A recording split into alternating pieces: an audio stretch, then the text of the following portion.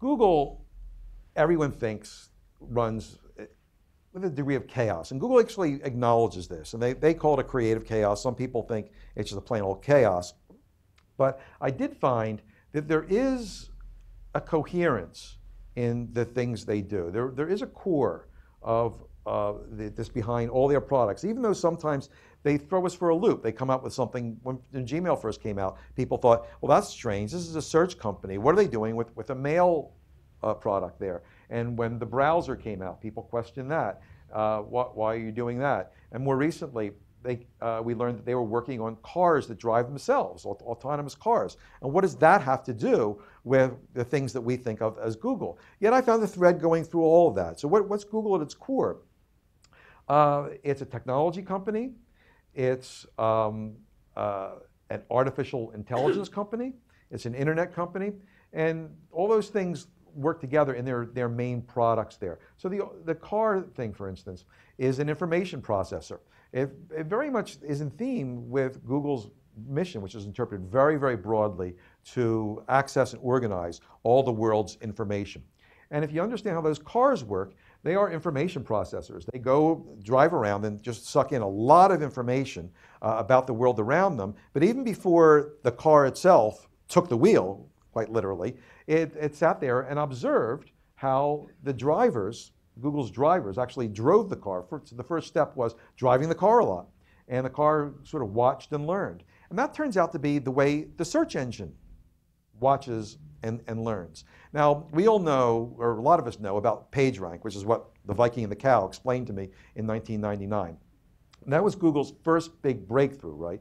That enabled them to search better than anyone else. And they did that because, unlike the search engines of the time that were competing with Google in 1998 and 1999, Google took advantage of all the links in the World Wide Web. And they knew that a site was much more important if other important sites linked to it. So the big breakthrough that Larry Page did, and he named his thing PageRank after himself, not the pages of the web, was that he was able to capture the entire web, which was quite a stretch for Stanford University's computers at the time, but his instructors let him do that and let him get access to a lot of the computers they had on campus. And then sort of analyze, go backwards through the web, take a random walk through the web and look where all the links went and figure out in this one mathematical process which places were important. And they used that information almost as a way to exploit the wisdom of crowds on the web to come up with what was important.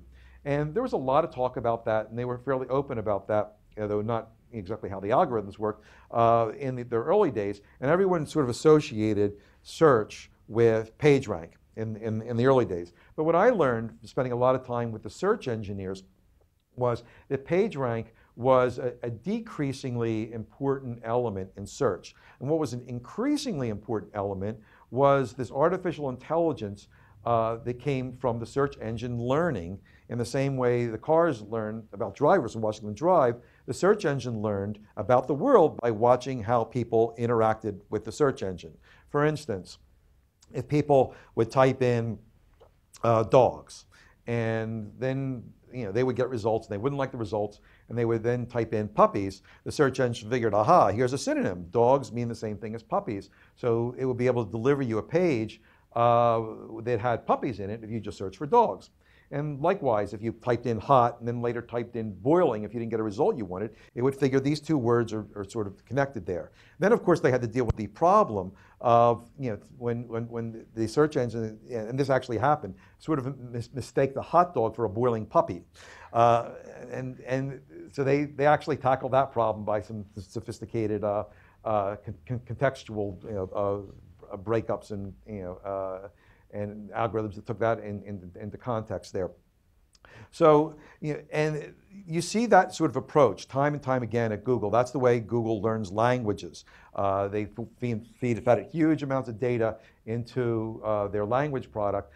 They got this corpus of information of translated documents from the UN and other places, and was able to figure out by learning this and interpreting that data how translation worked. So Google is capable of making translations from one language to another when no engineer working at Google would know either of those languages there.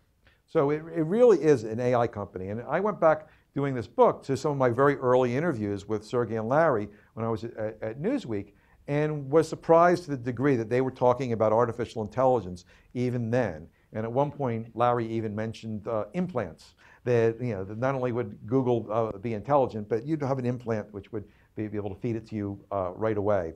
And now they're fulfilling some of the dreams that Larry and Sergey told to me earlier. One buzzword around Google now is a phrase called zero query search. And that means, as it sounds, that Google wants to deliver search results to you without your asking anything. Right now they're halfway there, right? They have this thing called instant search, which figures out what you're searching for as you just start typing. Even if there's one letter, it'll start suggesting things and giving you search results for that letter there. So you're getting closer and closer and closer to the zero query search there. And this stuff is a little scary. And the end of the first chapter, I asked Udi Manber, who was now the head of Google Search,